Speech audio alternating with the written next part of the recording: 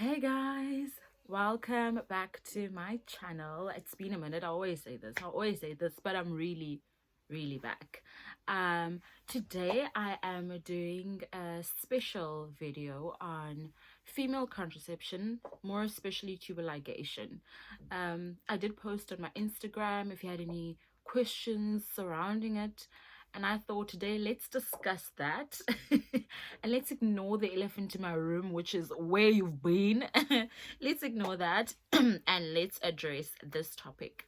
So I'm not gonna ramble too much. I'm gonna get started. Let's go.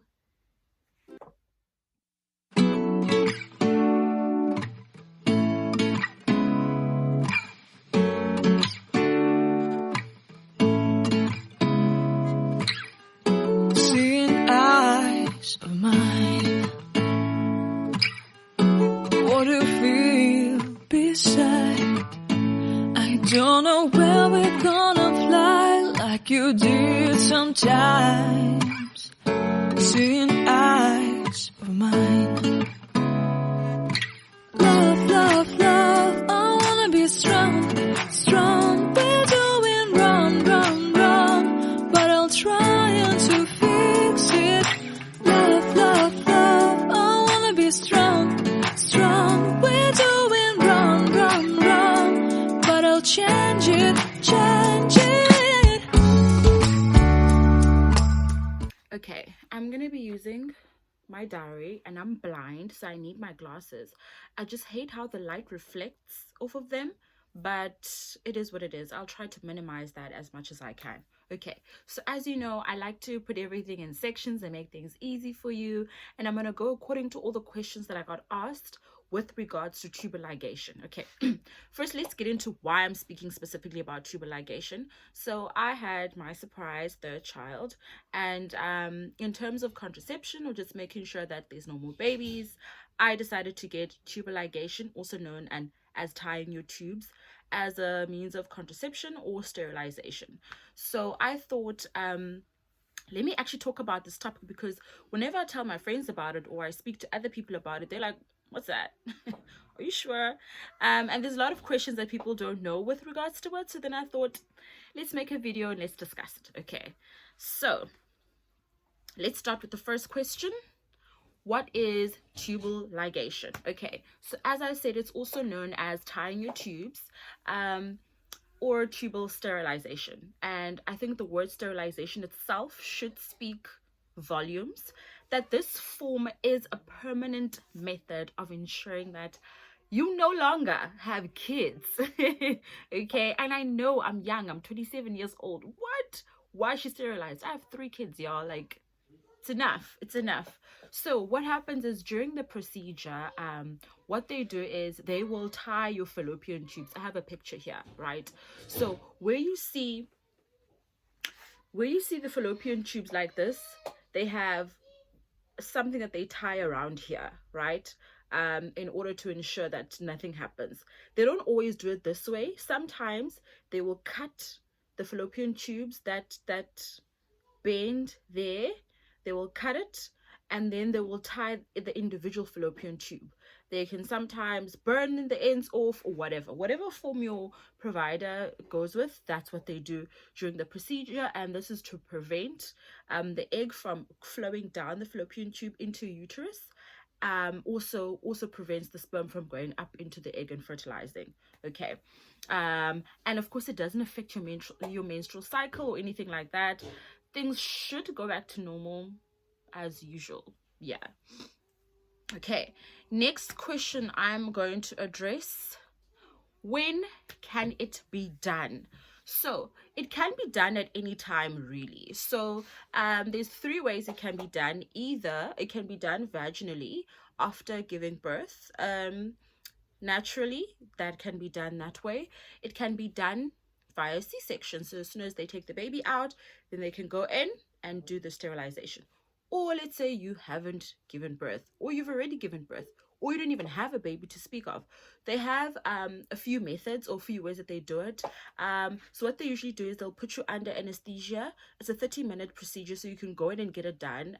Either way, they would cut a long line here or they would do small cuts along here. I've seen, sorry, my camera is too low. I've seen other people get cut at the bottom as well, but small little incisions. Usually they use what are those things, dissolvable stitches, yes. And so it can be done even if you've given birth already, you haven't given birth, and you don't have a child. It can be done. Anyone can get it done. It all really depends on your doctor and if they agree with you. I know I wanted this procedure done after my second. Everyone spoke me out of it. No, you're too young. No, you must have 3 kids that are alive. And even with this one, while I was under, they took my baby out. I got to see her, and they're like, "Are you sure? We're gonna go in and do it now. Are you 100%?" And I'm like, "Just do it." They're like, "But you're young. You're 27 years old." And I'm like, "Just do it, because if I have another child, I'm gonna bring this child in here, and you're gonna take care of it." You know. So, it is difficult. I won't lie. You really do have to find someone who believes in what you want to do and your choice. And I know that's unfair as a female for someone to really decide what to do with your body, but your provider or doctor has to be on point with you in order to ensure that you get it done. Because like I said, I got a lot of negative. I mean, it took me a 3rd baby in order for it to really be done properly, you know what I mean? So yeah, that's that. Okay, let's move on to the next question. Is it reversible? Okay, so most of these procedures are not reversible, and it all really depends on the method that your provider or your doctor does. Sorry, I call it provider, doctor. I also looked it up, and this doctor really explained it nicely on YouTube. She said, when you get a tattoo, the whole point of getting a tattoo is that you want it to be permanent. You want it to be a permanent fixture on your skin. And I don't think you have the thoughts of, oh, I'm gonna remove this tattoo. Same concept with a tubule ligation. When you get it done because you want it to be permanent. There are ways to get it reversed. For example, with a tattoo, where you get tattoo removal, they won't really get it off, but you'll get whatever results you need. Same concept. So there are procedures that can get it reversed, but it is major surgery, and the probability of it getting reversed, it doesn't always mean it will be effective. The statistics are currently women who have had their tubule ligations reversed have a 30 to 60% chance of falling pregnant again. 30 to 60%. I feel like that's a pretty low. Yeah. So if you're getting it done, think of it as a permanent solution. Don't think of it as, hey, I might change my mind. If you do change your mind, great, then it's fine. That does happen. But when you go in and you get it done, think of it as a permanent fixture more than something that you're gonna want to get reversed again, if that makes sense. Okay. And then what are the possibilities of falling pregnant again? You can definitely fall pregnant again. I mean, what did they say? Forgot the statistics, but it's like 1 point something percent. Yeah. So your body, it realizes that something went on that isn't right, and it tries to fix itself. So the body can somehow fix its tubes up and get your egg to go down and fertilize, and you can have a baby. Definitely something that can happen. Other things which could be a problem is your egg, the sperm could actually swim up into the egg and fertilize in the fallopian tube, forming a non-viable pregnancy. Non-viable pregnancy meaning that it would be a pregnancy that would need to be terminated, because the egg or baby cannot grow in a fallopian tube. If it does grow and try to grow, it will either rupture, your fallopian tube, or it would cause a miscarriage naturally. It's just dangerous either way, so it would be a non-viable pregnancy that needs to be terminated. When I was giving birth to my third, there was a lady who was there. She was pregnant with a fourth child, guys, and she had a tubule ligation done. So I've been told after 4 to 5 years I need to go in and get a scan done to just check that everything is still there, because I did get it so early and so young. My body has a way of changing things up. So I did get a scan again this year because I was feeling extra. Everything is still good. So yeah, it is very possible to fall pregnant again. It's so annoying because you think, hey, you did this, it's permanent, there's no possibility. But yeah, not everything is 100%. And apparently, if you do fall pregnant after tubule ligation, you are allowed to sue, because that means the doctor didn't do it properly or something like that. But yeah, guys, it can happen. You can fall pregnant again. It's possible. Okay, let's talk about pain and management. The pain, guys. Nah, the pain. I've had 3 C-sections, and the third one was a year after the second one. And when I say that pain topped any C-section I've had, well, and I have a high pain tolerance, but that was painful. Guys, it felt like someone had punched me multiple times inside on top here, specifically this area. Had punched me like multiple times, and then I had bruises. So you know when you touch a bruise, how painful it is? It felt like someone was just like pressing on a bruise every time I got up. The bloating, the swelling, guys, the mini cramps, the pain was on another level. Day 1 and day 2, remember, I got this done like during my C-section. The pain that I felt with my tubes getting tied, I couldn't even feel my C-section pain. That's how painful it was. It topped.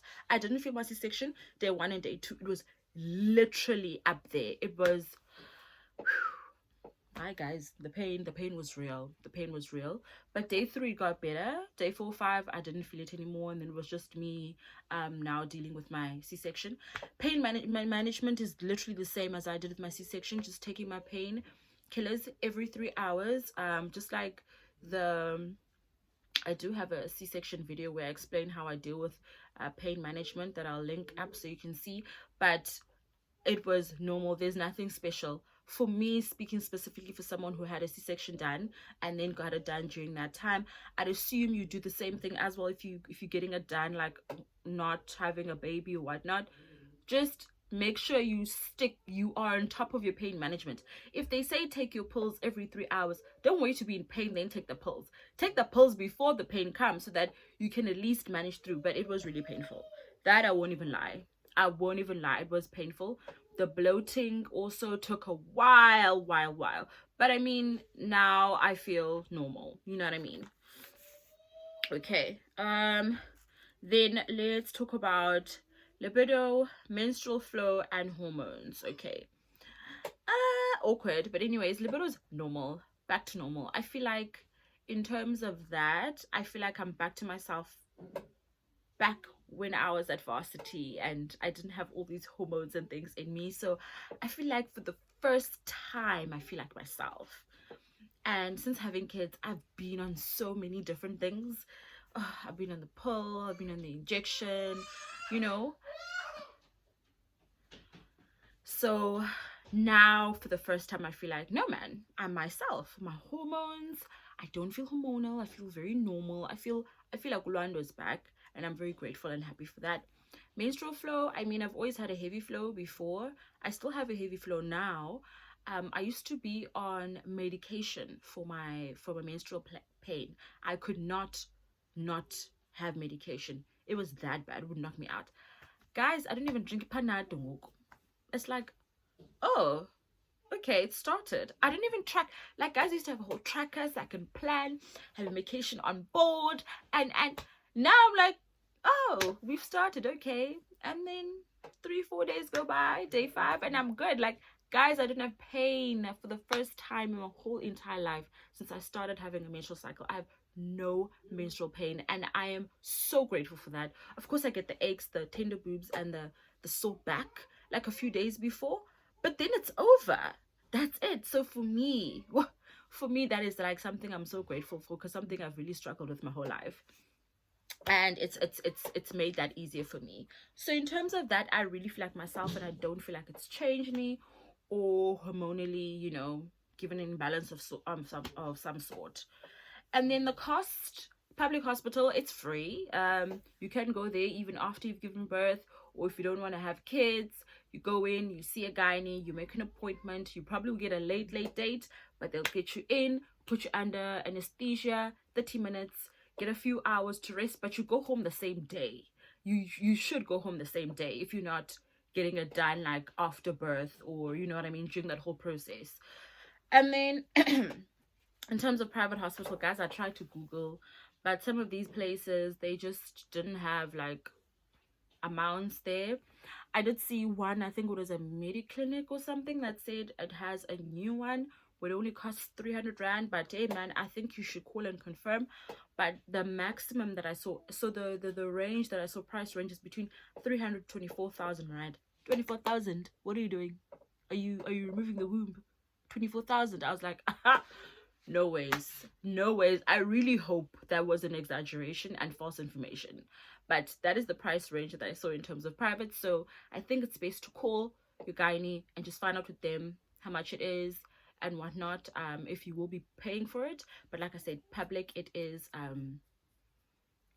free. So yeah, it's just a matter of going. Okay, and I think I've answered all those questions. Oh yes, just my final thoughts on everything that I've spoken about. Again, you will get some kind of pushback when it comes to getting a tubule ligation done if you have 1 or 2 kids. Like I said, I was told 3 alive births, alive kids. If you haven't had any kids, I'm sure you're gonna get pushback as well. You know how it is with females, guys. Everywhere we go, the world thinks they can have a say in how we do things with our bodies. They want to tell us how to do things, because that's just how the world is. I can't lie about that. I need to be honest about that. I mean, it took me what, a year in order for someone to say, okay, no, you can get it done now because you have 3 kids. You know what I mean? And it was a man. It was a whole man who said that. But that's just how it is. And I got it done because I didn't want to have any kids anymore. Do I have any regrets? No, I have no regrets for getting it done. I am free. Guys, I can get freaky without stressing.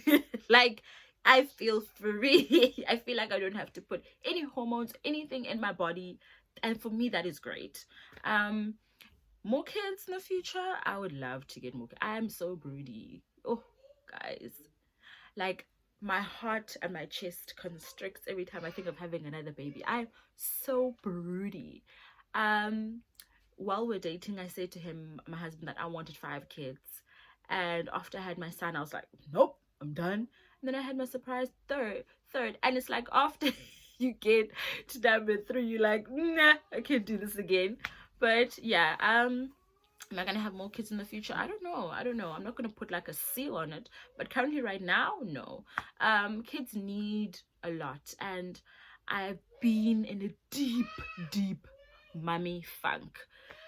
Like, guys, even the way I dress and the mess.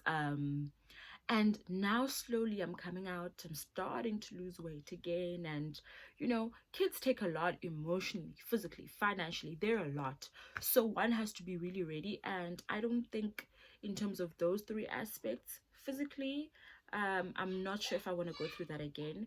Emotionally, I feel like I'm ready because I know how to tackle multiple kids in a small age group.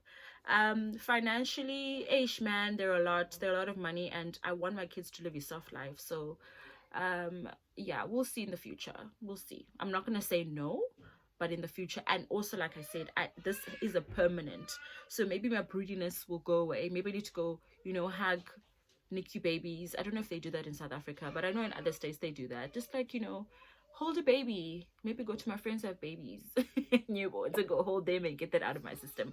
But yeah, I have no regrets, 0 regrets. I'm very, very happy about it. And and now it's what, 9 months, 10 months down the line, and I feel amazing. I don't feel the pain, there's no after whatever, no. By the time the 6 weeks even came for my C-section healing and recovery, I didn't even know I got my tubes tied, you know. It's not like sitting looking at me in my face. But yeah, as you can hear, guys, my kids are doing the most. Me even getting this video done is like a miracle. But on that note, I am done. If you have any more questions in the comments, please just write them down. Also remember, I know doctor. I'm just telling you things that I know personally and things I've researched as well. I'll also add a link for a website that you can go read up all these facts and things on. But the best thing to do is to call your doctor and talk to them personally and get all the facts from there before anything else. Okay, but on that note, guys, we'll see each other again next week, I promise. And I'll give you a young update on what's been happening next week. Okay, see you soon. Thank you for watching, and guys, please subscribe.